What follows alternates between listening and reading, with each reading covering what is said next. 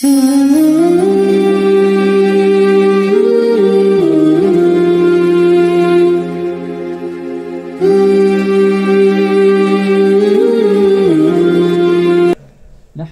ونصلي على رسوله الكريم أما بعد فأعوذ بالله من الشيطان الرجيم بسم الله الرحمن الرحيم وإذا سألك عبادي أني فإني قريب أجيب دعوة الداعي إذا دعاني فليستجيبوا لي وليؤمنوا بي لعلهم يرشدون وقال ومن يعمل سوءا أو يظلم نفسه ثم يستغفر الله يجد الله غفورا رحيما وقال وتوبوا إلى الله جميعا أيها المؤمنون لعلكم تفلحون وقال النبي صلى الله عليه وسلم التائب من الذنب كمن لا ذنب له وقال النبي صلى الله عليه وسلم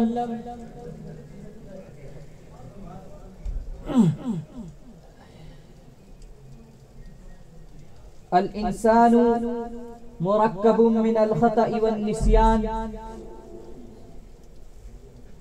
أو كما قال عليه الصلاة والتسليم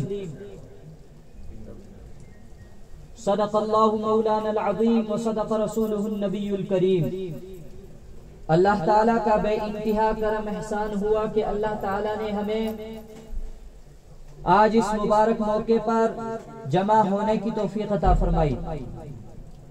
مزید اللہ تبارک و تعالیٰ کا احسان ہوا اور یہ سب سے بڑا احسان ہے کہ ہمیں اللہ تعالیٰ نے ایمان والے گھروں میں ایمان کے ساتھ پیدا کیا۔ متوجہ رہیں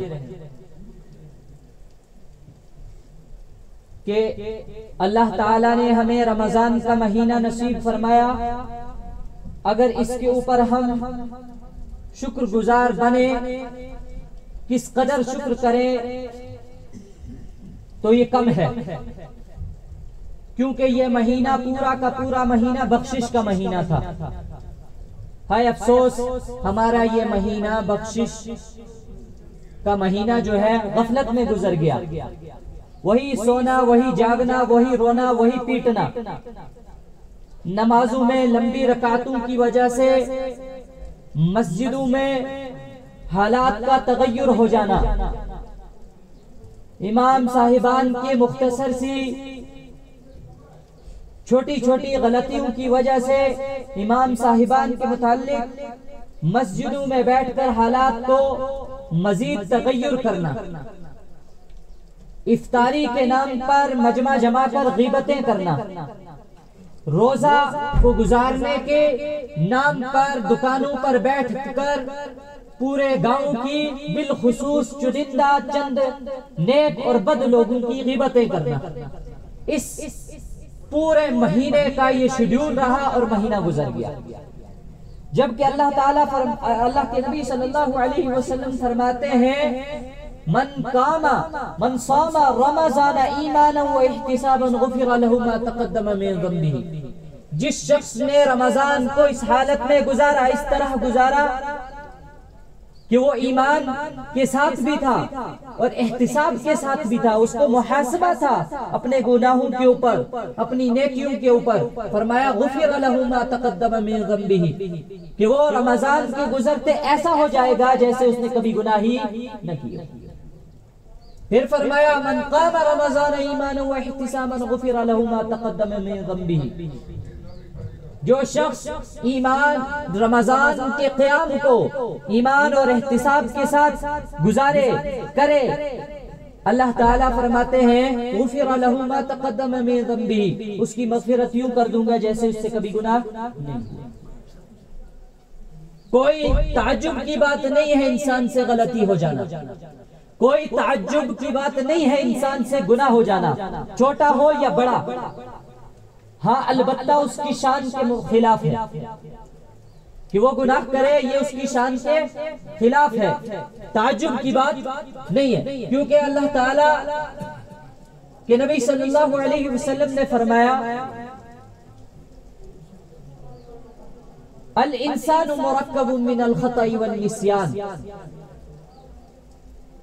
انسان خطا اور نسیان کا مرکب ہے، اس سے بھول ہوتی ہے اور یہ گناہ بھی کرتا ہے۔ پہلے گناہ کرتا ہے، پھر اس کے اوپر توبہ کرتا ہے، اور پھر یہ بھول جاتا ہے کہ میں نے گناہ کیا اور پھر توبہ کی۔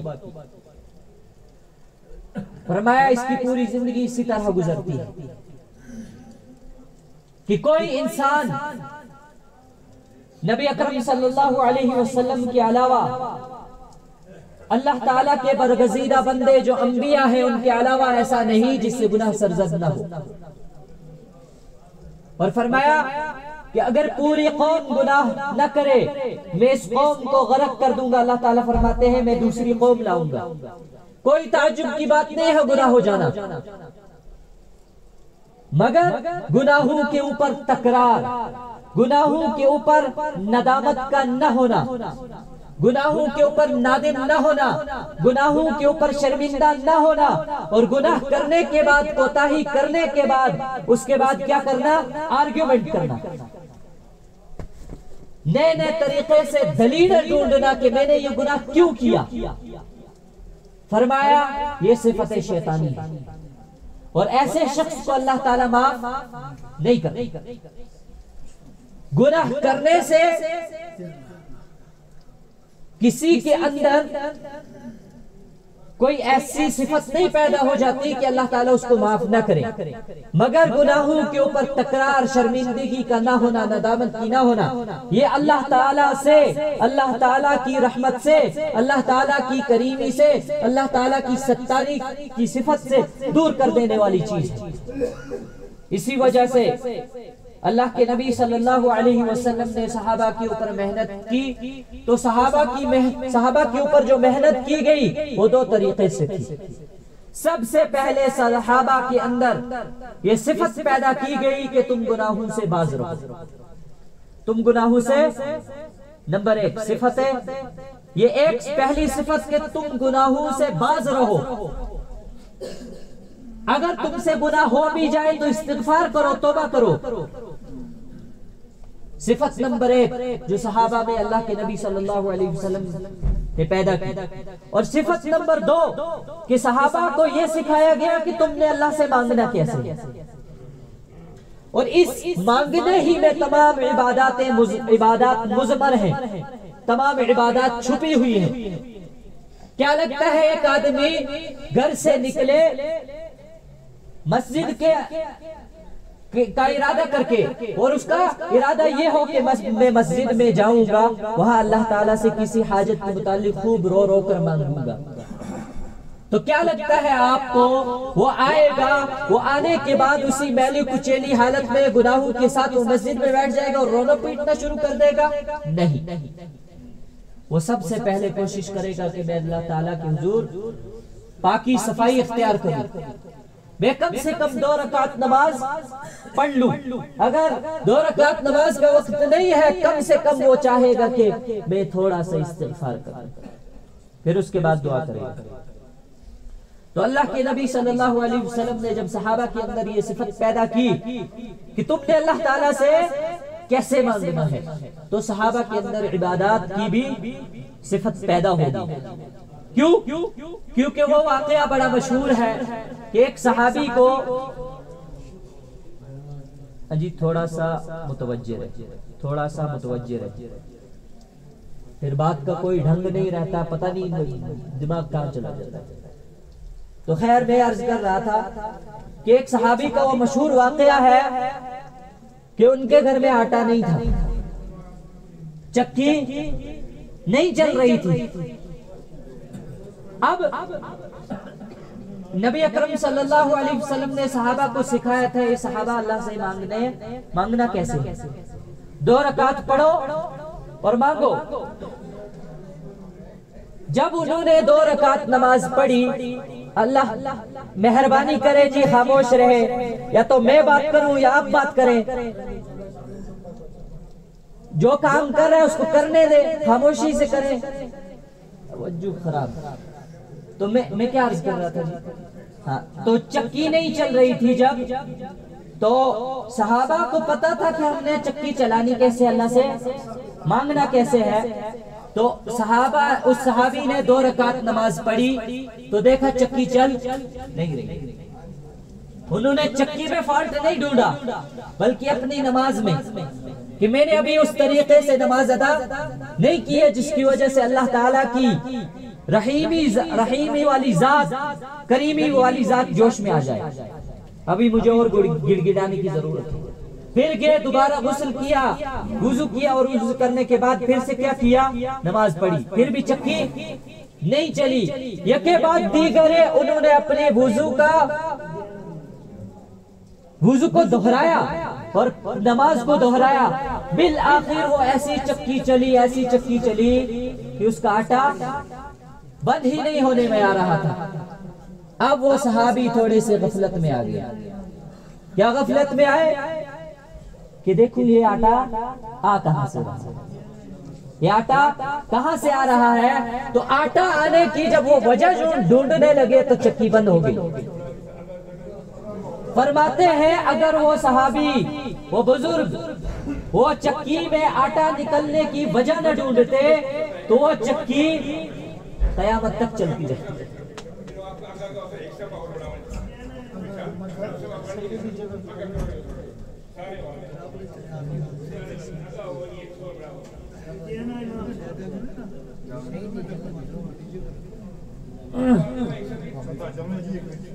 ایک بات مسئلہ سن لیں، اگر جگہ کی تنگی ہو، غور سے سنیں جی، تو آپ سجدے کو اور سجدے کی حیت کو مختصر کر سکتے ہیں. بہت ہی مختصر کر کے حتی الامکان سجدہ ادا کرنے کی کوشش کریں اور اپنے ساتھی کو سجدے کی جگہ بنا کر دیں. یہ افضل ہے.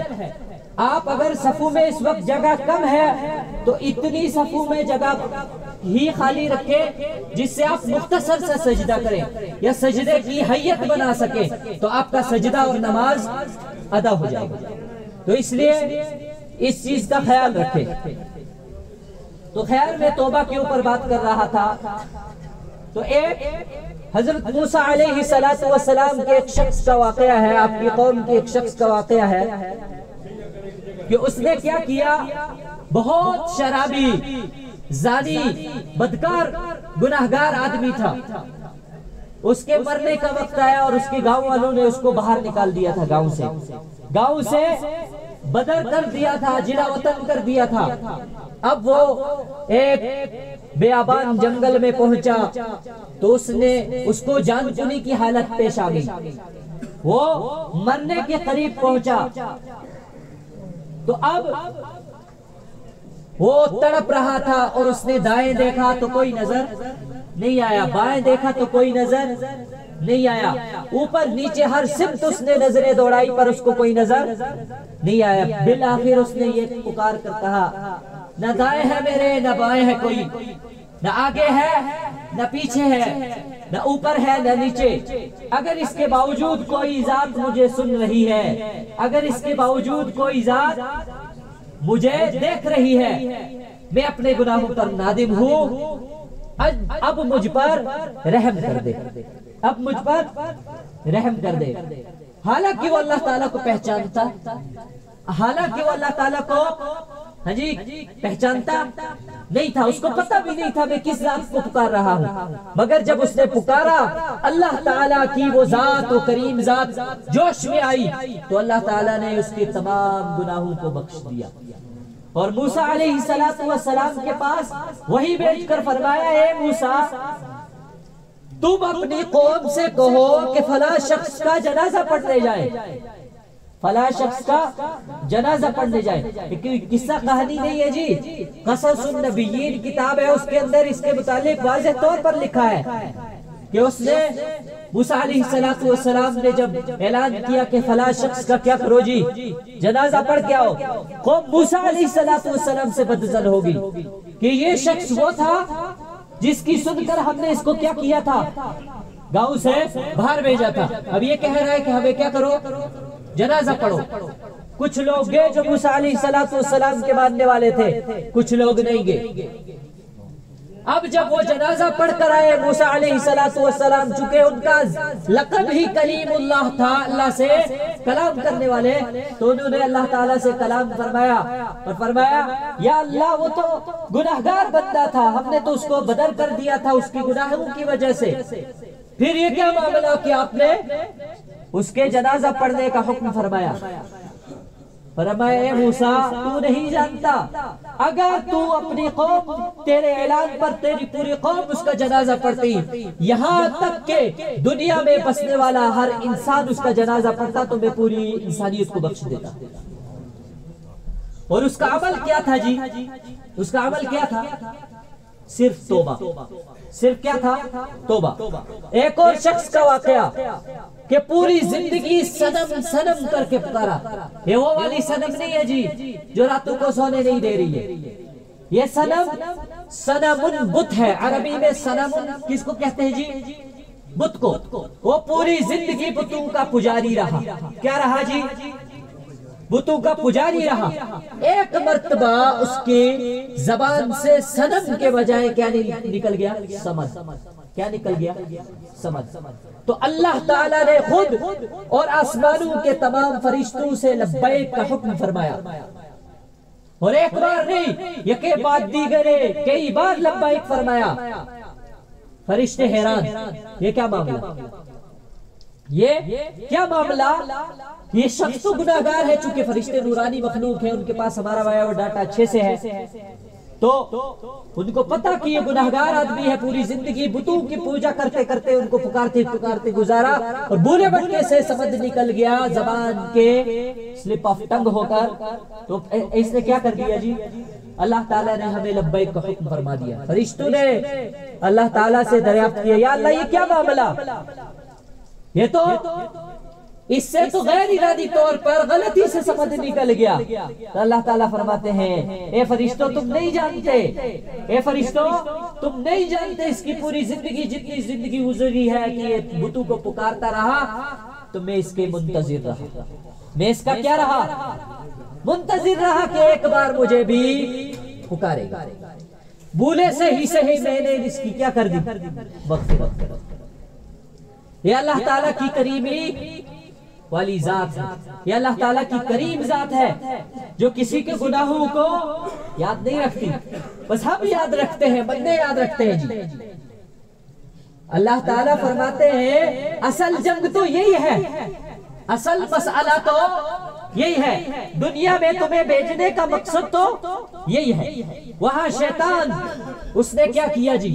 تکبر کیا، اللہ تعالیٰ نے اس کو مہلت دی کہ پھر دوبارہ سجدہ کر لے، اس نے سجدہ نہیں کیا، انکار کیا، اور پھر آرگومنٹ کیا، دلیلیں پیش کی، بحث کی کہ میں یہ سجدہ کیوں نہیں کر رہا ہوں، یہ تو مٹی سے بنا ہے، میں آگ سے بنا ہوں، فلسفی، گریویٹی، چونکہ وہ تو استاد تھا نا جی، 14 علم اس کے پاس تھے، فرشتوں کا استاد تھا، یہ 14 علم اس کے پاس یہ نہیں تھے جی، انگلش، اردو، میتھ، سائنس، یہ نہیں تھے، بلکہ اس کے پاس علم تھا ہواؤں کا، علم تھا روحوں کا، علم تھا ہر چیز کا، علم تھا اللہ کے نظام کا، علم تھا اللہ تعالیٰ کے نظام کے بعد گناہوں کے اوپر عذاب آنے کا، علم تھا کہ اللہ تعالیٰ بخشتے کیسے ہیں، علم تھا کہ اللہ تعالیٰ ایک بندے کو نوازتے کیسے ہیں، علم تھا جنت کا، علم تھا جہنم کا،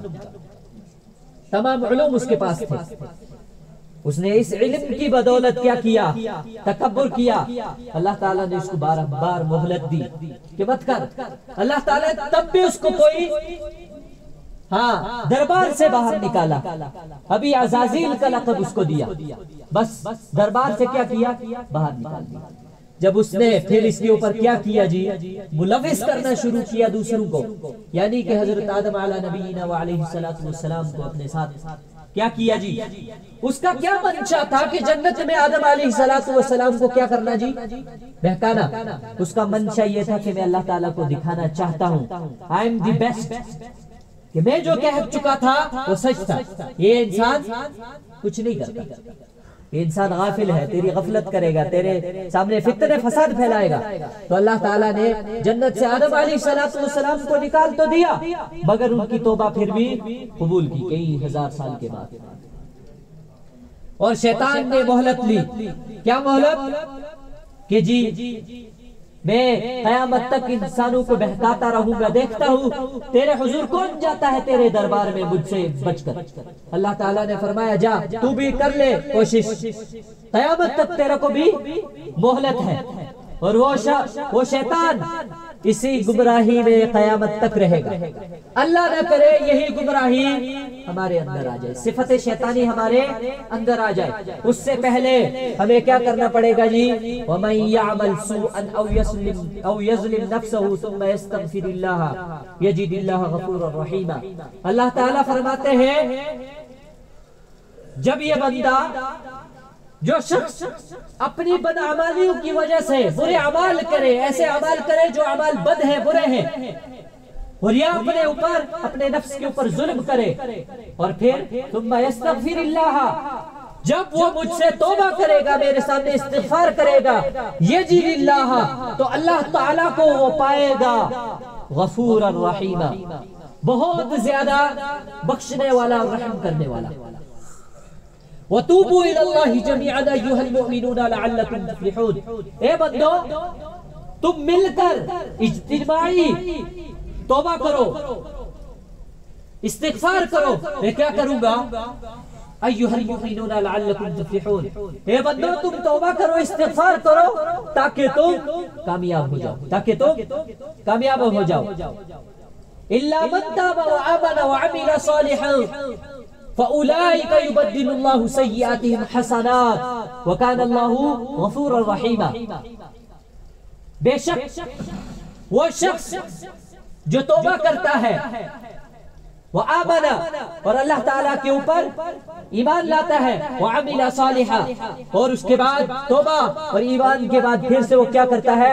اعمال صالحہ کرتا ہے. فَأُولَئِكَ يُبَدِّلُ اللَّهُ سَيِّئَاتِهِمْ حَسَنَاتٍ. تو اللہ تعالیٰ فرماتے ہیں ایسے لوگوں کے گناہوں کو، نیکیوں کو نہیں، نیکیوں کا ثواب تو ملے گا، فرمایا گناہوں کو بھی نیکیوں میں بدل دوں گا، گناہوں کو بھی نیکیوں میں بدل دوں گا. ایک شخص نے پوری زندگی شراب پی، ایک شخص نے پوری زندگی زنا کیا، چوری کی، ڈکیتی کی، جھوٹ بولا، غیبتیں کی، فسق و فجور کا مرتکب ہوا، مسجد کے اعتبار سے غافل رہا، نمازوں کے اعتبار سے غافل رہا، بندوں کے حقوق اس نے مارے، اور آخرکار اس نے کیا کیا؟ توبہ کیا. توبہ کرنے کے بعد اب چونکہ اعمال صالحہ بھی ضروری ہے، تو اعمال صالحہ میں اس نے اگر بندوں کے حقوق کی تلافی بھی کر لی، ابھی اس نے اعمال صالحہ میں بندوں کے حقوق کی تلافی بھی کر لی، تو اللہ تعالیٰ اس پوری زندگی کے ہر گناہ کو، جس گناہ کی تفصیل کرنے کی ضرورت نہیں ہے، فرمایا ان تمام گناہوں کو نیکیوں میں بدل دے گی. نیکیوں میں، بھائی رمضان میں ہم نے کتنے گناہ کیے؟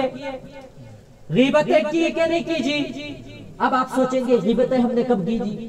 فرمایا کہ کسی بندے، کسی مسلمان کے پیٹھ پیچھے غیبت کرنا، اور وہ غیبت کیا ہے؟ کہ کسی کی ایسی برائی بیان کرنا جو اس کے منہ پر، یا کسی کی برائی نہ بھی ہو، یا ایسی ہی کوئی رینڈم بات ہو جو اس کے منہ پر کہی جائے تو اس کو کیا لگے جی؟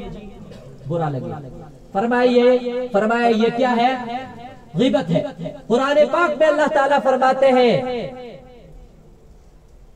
کہ بعض گمان، اے بندو ہر گمان کیا کرو؟ گمانوں سے بچو، کیونکہ بعض گمان برائی ہے، بعض گمان برے ہوتے ہیں، اور تم بچو اپنے بھائی کا گوشت کھانے سے. کہ جو شخص غیبت کرتا ہے گویا اس نے اپنے مردار بھائی کا گوشت کھایا، تو غیبت کی ہوگی. نمازوں میں کتنی سستی کی جی؟ 3 تراویح میں پوری مسجد بھری ہوئی تھی، اس کے بعد سب تتر بتر ہو گئے، اور حد یہ کہ کچھ لوگ نماز پڑھی اور تراویح کے بنا نکل گئے، کچھ لوگ 4 رکعت پڑھی نکل گئے، 8 10 ہر، اور پھر گھر جا کر نئے نئے دلیلیں پیش. جی وہ فلانا بھی تو 8 رکعت پڑھتا ہے، وہ فلانے بھی تو 10 رکعت پڑھتے ہیں، ہم بھی وہی کیا، میں فلاں جگہ سری نگر گیا تھا، وہاں دیکھا 8 رکعت پڑھ کے آگے، تو ہم نے بھی وہی کیا۔ فرمایا کتنے گناہ کیے جی ہم نے، کوئی شمار ہے جی؟ نہیں ہے۔ اب اگر ہم اس کے اوپر توبہ کرتے ہیں اس مجمع میں، اللہ تعالیٰ قرآن پاک میں فرماتے ہیں، یہ کوئی مولوی کی بات نہیں کہ تمہارے گناہوں کو کس میں تبدیل کر دوں گا، کس میں تبدیل کر دوں گا جی؟ دیکھیو میں تبدیل کر دوں گا، اور یہ دور کی بات نہیں ہے، اللہ تعالیٰ کوئی لیٹ اس کو سنیں گے نہیں۔ اللہ تعالیٰ فرماتے ہیں وَإِذَا سَأَلَكَ عِبَادِي عَنِّي فَإِنِّي قَرِيبٌ، اے محمد صلی اللہ علیہ وسلم اگر تم سے کوئی میرے بارے میں پوچھے تو اس کو کہہ دیجئے میں بہت زیادہ قریب ہوں، میں کیا ہوں؟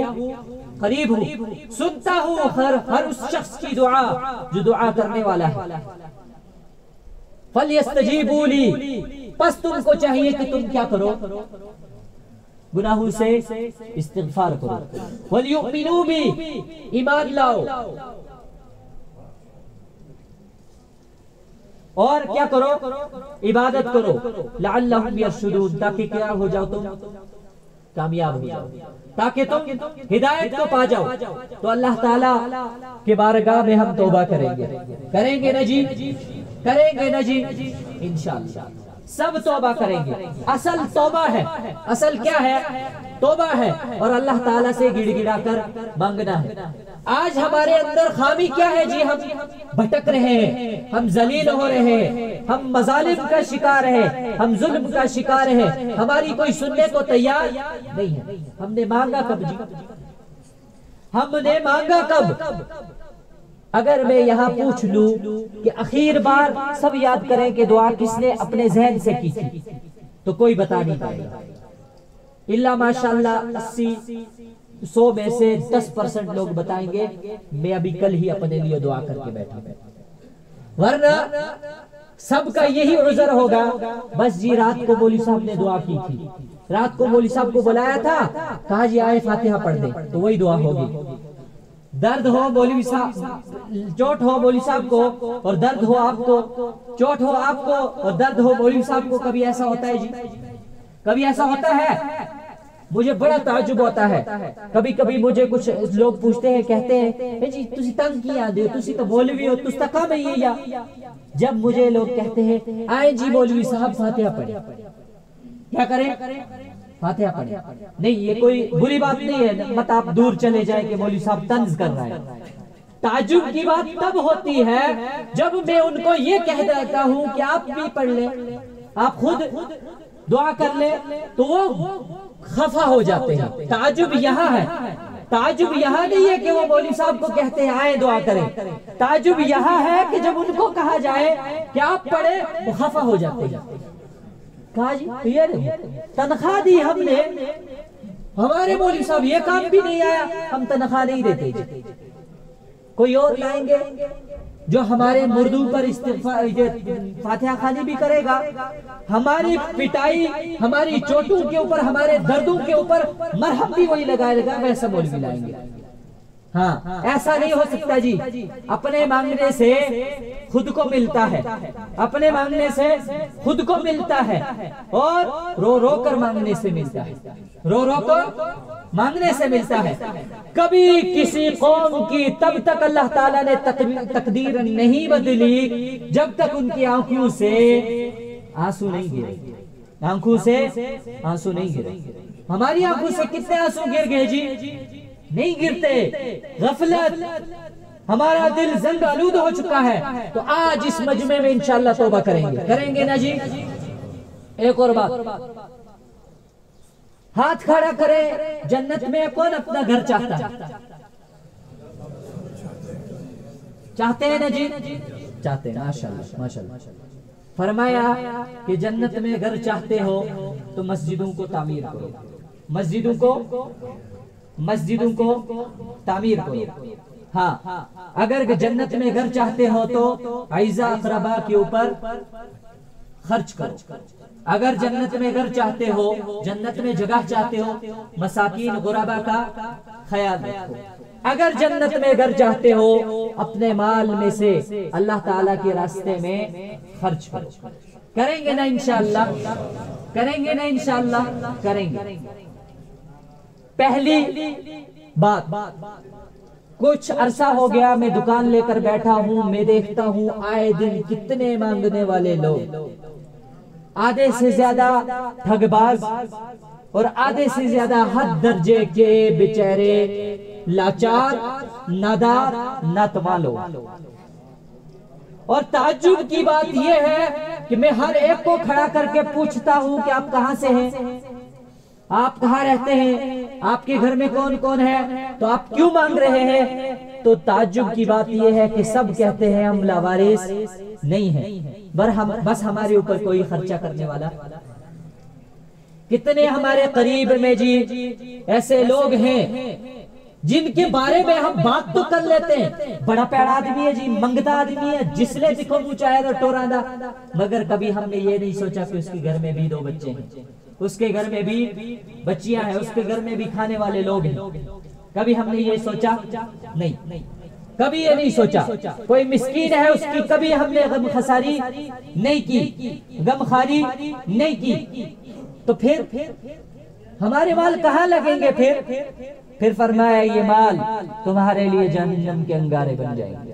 کیا بن جائیں گے؟ جہنم کے انگارے بن جائیں گے۔ مسجدوں کی حالت صحیح نہ ہو اور گھروں کی حالت تعمیرات کے اعتبار سے عالیشان ہو، فرمایا یہ گھر پائیدار نہیں ہوں گے، یہ گھر پائیدار نہیں ہوں گے۔ تو اس لیے پہلے غریب مساکین کے اوپر خرچ کریں گے نا انشاءاللہ۔ اعلان نمبر 2، آپ کی اس مسجد کی تعمیر کا کام شروع کرنے کے حوالے سے انتظامیہ اور اہل بستی نے فیصلہ لیا ہے کہ اس کی تعمیر نو کی جائے گی، تعمیر نو کی جائے گی۔ اس میں ایک ظاہر سی بات ہے بڑی رقم لگے گی، تو آپ سب تیار ہیں جی تعاون کرنے کے لیے؟ تیار ہے نا؟ ہاں، جانی مالی، چاہے آپ کسی کو کہیں خود کریں، ہر ایک کے پاس یہ آواز پہنچائیں کہ انشاءاللہ آپ تعاون کریں گے نا جی۔ اگر جو تعاون نہیں کر سکتا کم سے کم جو تعاون کرنے والے ہیں ان کا معاون بنے، ان کے کیا بنے؟ معاون بنے۔ اور پھر اخیر بات کہ کوئی بھی کام دعا کے بنا مانگنے کے بنا اللہ تعالیٰ سے مانگیں گے، انشاءاللہ مانگیں گے نا، اللہ تعالیٰ کہنے سننے سے زیادہ عمل کی توفیق عطا فرمائے۔